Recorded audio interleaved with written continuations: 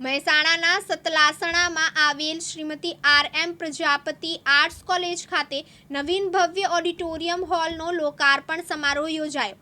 અંદાજિત 2 કરોડના ખર્ચે નવનિર્મિત આ એસી હોલ બનવાથી કોલેજ અને ગઢવાડા કેળવણી વિભાગ તેમજ અન્ય લોકોપયોગી કાર્યો માટે બહાર જવું નહીં પડે. આ નિમિત્તે ગઢવાડાના ભૂતપૂર્વ વિદ્યાર્થીઓ અને મહાનુભાવોની ઉપસ્થિતિમાં ઓડિટોરિયમ હોલનું લોકાર્પણ કરવામાં આવ્યું હતું.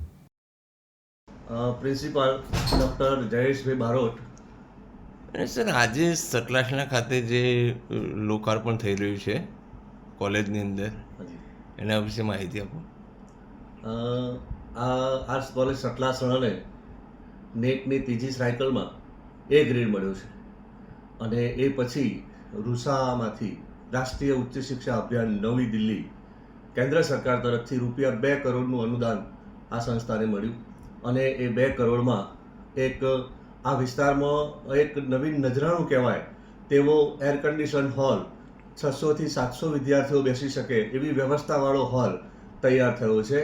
એટલે સૌથી પહેલાં તો હું રાષ્ટ્રીય ઉચ્ચ શિક્ષા અભિયાનનો આભાર વ્યક્ત કરું છું અને આજનો અમારો જે પ્રસંગ છે આ હોલના લોકાર્પણનો છે. એમાં આ વિસ્તારના નામાંકિત દાતાશ્રીઓ શ્રેષ્ઠીઓશ્રીઓ પધારવાના છે. ખાસ કરીને અમારી સંસ્થાના પ્રમુખ માનનીય બચુભાઈ શાહ અને મંત્રી શ્રી ડૉક્ટર નટુભાઈ પટેલે અમને ખૂબ સહયોગ કર્યો છે અને તેમના સહયોગથી જ આ સંસ્થા એક ઉજળી પ્રતિષ્ઠા રાષ્ટ્રીય કક્ષાએ મેળવી શક્યું છે. એ કોલેજની અન્ય કોઈ સિદ્ધિઓ ખરી છે? આ college potential for excellence award UGC દ્વારા અમને મળેલો છે. એ સિવાય યુનિવર્સિટી કક્ષાએ પણ યુથ ફેસ્ટિવલમાં અમે ઘણી બધી ઇવેન્ટોમાં અવ્વલ રહ્યા છીએ. અમારું દરેક વર્ષનું પરિણામ યુનિવર્સિટી કક્ષાનું પરિણામ પણ હાઈએસ્ટ પરિણામ અમે મેળવી રહ્યા છીએ. NCC અને NSSના વિદ્યાર્થીઓ દ્વારા પણ ઉત્કૃષ્ટ કામગીરી થઈ રહી છે. ગયા વર્ષે આ જ સંસ્થાને થેલેસીમિયા ટેસ્ટ કરાવવા બદલ, એટલે કે સંપૂર્ણ બધા જ વિદ્યાર્થીઓનો થેલેસીમિયા ટેસ્ટ કરવા બદલ ગુજરાત સરકારના આપણા ગવર્નર સાહેબ શ્રી દ્વારા અમને એવોર્ડ પ્રાપ્ત થયેલો હતો. આ સંસ્થામાં આ જે હોલ બન્યો એનાથી કેટલા વિદ્યાર્થીઓને ફાયદો થશે?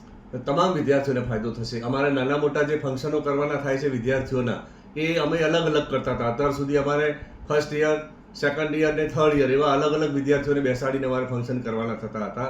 હવે અમે એક સાથે બધા વિદ્યાર્થીઓને બેસાડીને સારા ફંક્શનો કરી શકીશું અને એ ખૂબ સુવિધાવાળો હોલ છે એટલે વિદ્યાર્થીઓને પણ એનો સારો લાભ પડશે. સાંસ્કૃતિક કાર્યક્રમો અને સેમિનાર કોન્ફરન્સો પણ આ હોલમાં સારી રીતે થઈ શકશે.